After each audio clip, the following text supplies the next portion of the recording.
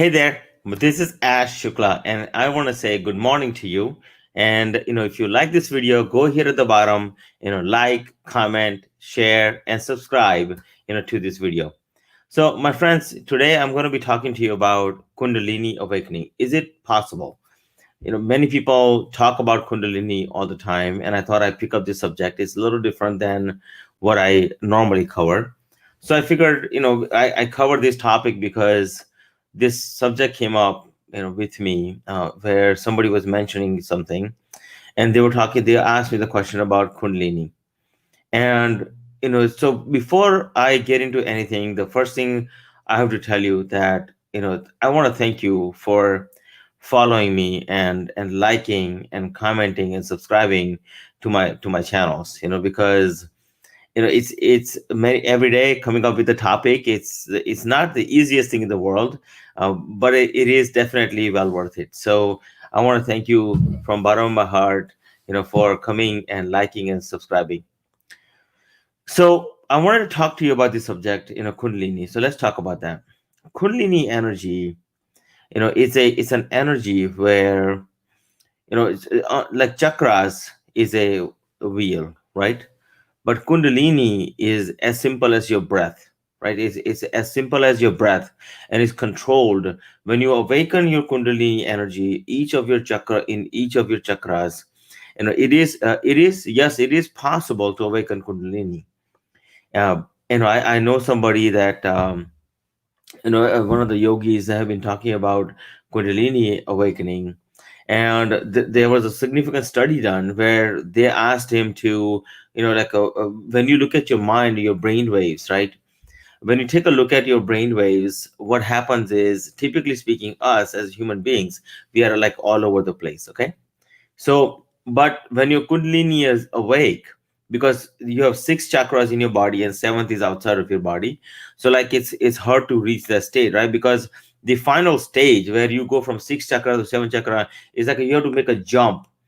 Think of you, jumping a 10-foot pole all of a sudden, right? In one shot. That's pretty much the analogy that I can give you. So to awaken the Kundalini, the one of the things that has to happen is constant.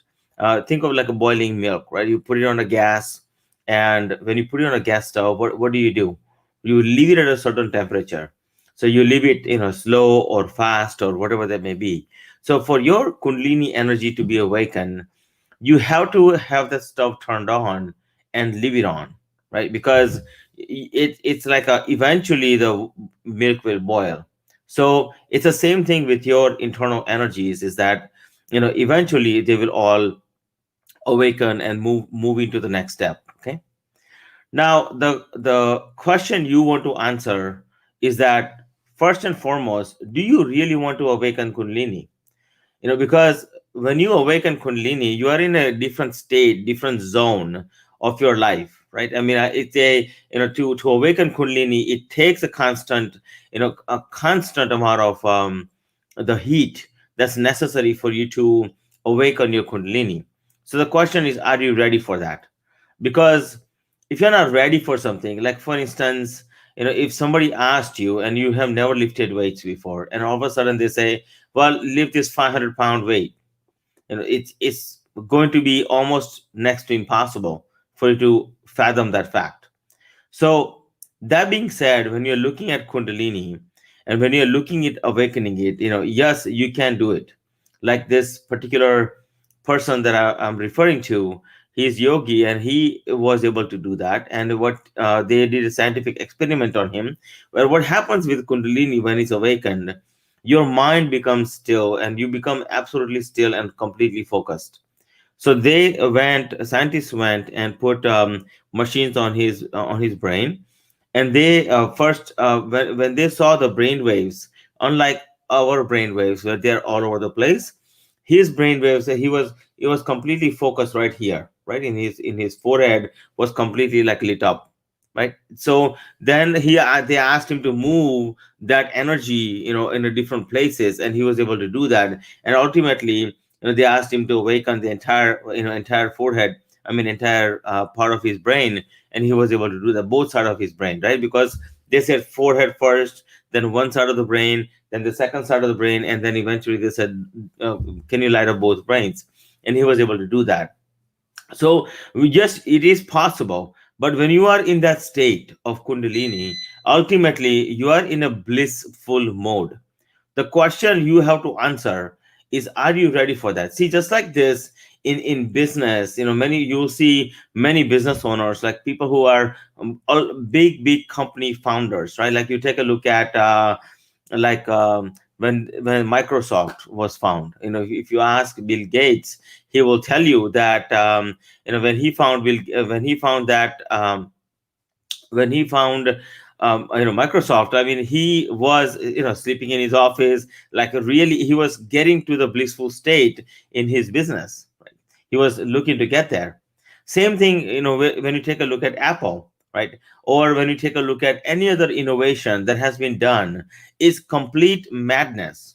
So my question to you is, in business, right, if you are looking to awaken your Kundalini in your business, you are looking to get to that state, okay, first and foremost, are you putting constant heat towards a particular project, like in terms of whatever that project that may be?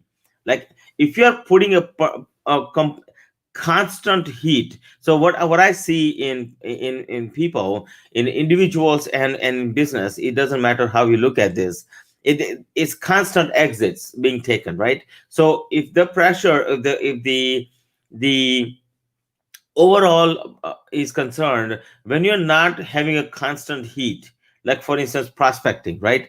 Or whatever that you're trying to awaken in your life, it may be that you're trying to awaken your relationship, right?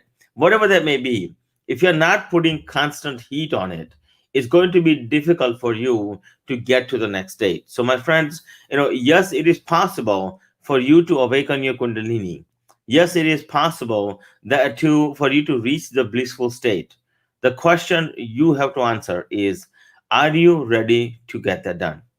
And with that in mind, I will leave you with that thought.